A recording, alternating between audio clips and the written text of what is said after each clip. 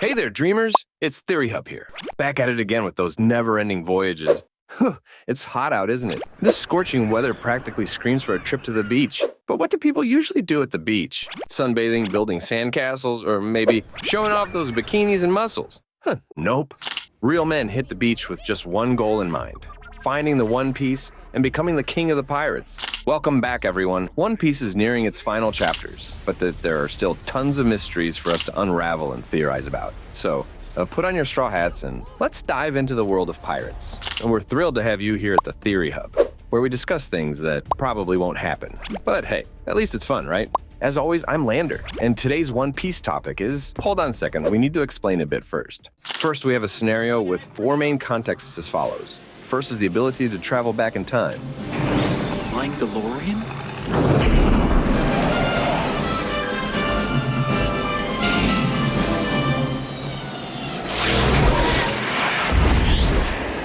Second is Joy Boy and Im-sama are brothers. Third is the final battle of One Piece might take place in outer space. And fourth is the origin of the devil fruits. So what's the truth behind this story? Is this information trustworthy? I'm Lander, and today's topic will be the real ending of One Piece. Luffy time travels to meet Joy Boy. Let's get started.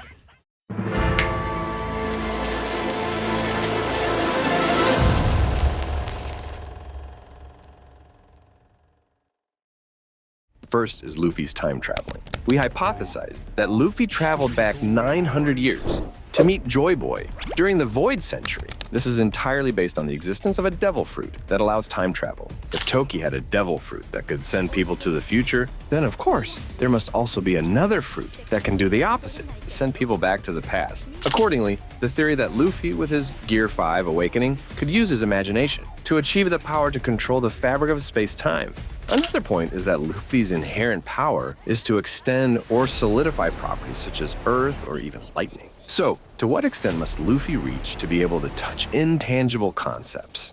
Like time, if all Nika can do is what Luffy currently shows, then it certainly isn't a major threat to the world government. Therefore, it's believed Luffy's devil fruit might still have the ability to affect the entire world. Here I assume it is specifically the timeline. From there, Luffy could rewind time back 900 years. However, with the current progression of the story, I think Luffy cannot time travel alone. This journey will require the combined powers of 3 devil fruits. Bonnie's devil fruit, with the ability to turn people into children. Kuma's devil fruit, with the ability to teleport and materialize intangible concept. And finally, Luffy's Nika. Combining these 3 devil fruits, they could turn the timeline into tangible matter for Nika to manipulate at will, similar to how Loki did in the end of Loki Season 2. The entire Straw Hat crew will travel back about 900 years, 9 months before the great battle between the ancient alliance of 20 nations took place, and even before Joy Boy's promise to the Mermaid Princess. According to this, the ancient kingdom was an incredibly vast country, spanning nearly half the world, including current islands like Elbaf, Wano. As Vegapunk stated, this was a period of extremely advanced technology. Along with this was the freedom of all people, races. While wandering in the Void Century, Luffy accidentally meets Joy Boy. At this time, Joy Boy was only 18 years old and was strolling in a garden. The same garden where Imu appears. And more importantly, at this time, Joy Boy is the younger brother of Imu-sama. A theory suggests that although they are brothers, their natures are completely opposite. If Joy Boy is always carefree, happy, and loves life, then Imu-sama is tyrannical, evil, and always jealous of his younger brother. From the first time he saw his younger brother walking with Luffy, Imu-sama had a bad premonition about these 2 characters, because both of them radiate a very similar energy, perhaps because they both possess the same power of Nika. While Joy Boy's personality is quite similar to Luffy's, cheerful, carefree, and only concerned about freedom. On the other hand, Imu is always resentful, jealous of his younger brother, and always annoyed by his laughter. And of course, like every other royal drama, the one who wants the throne doesn't get it. The one who doesn't want it ends up with it. Joy Boy is given the throne by their father and will become the king of the ancient kingdom. Faced with this unreasonable decision, Imp is understandably furious. He secretly plots a coup to take back the throne. Imp gathers 20 nations to form an alliance to overthrow the kingdom. We would be eager to see how Luffy and Joy Boy would fight against the traitorous enemies. But unfortunately, the author may not allow that. Just before the great battle takes place, Luffy will be pulled back to the future because Bonnie's devil fruit has a time limit. And when one of the 3 necessary devil fruits for time travel loses its effect, the traveler is pulled back. Before returning, Luffy only has enough time to say, I'm sorry to his friend Joy Boy. Before leaving, Luffy drops his straw hat, and Joy Boy keeps it to remember his friend from the future. He also accidentally sees this scene and becomes obsessed with the person wearing the straw hat. From then on, he always hunts down those wearing the hat, believing they are the inheritors of his brother's will. Continuing to use time travel, but this time Luffy slips even further back, before the ancient kingdom was even founded. At this point, Luffy learns about how the world of One Piece was formed. Roadstar was not originally an island on Earth, but had a huge meteor that fell from space. It carried an overwhelming magnetic field, spreading this magnetism to surrounding islands. That's why this place can't be located using a compass. Along with Roadstar, the universe sent another thing to Earth, which is creatures. Yes, the strange non-human races like minks, dwarves, giants are all alien immigrants to Earth, and particularly they came here on a ship named Aurinas, one of the 3 legendary weapons still rumored today. The Mink tribe, instead of living on ordinary islands, brought a small elephant named Gunesha to Earth, and the elephant absorbed the Earth's vitality, grew, and became gigantic. The Mink people from then on became dwellers on the back of an elephant. These aliens also brought their technology to Earth. That's how the technology of the ancient kingdom advanced so remarkably.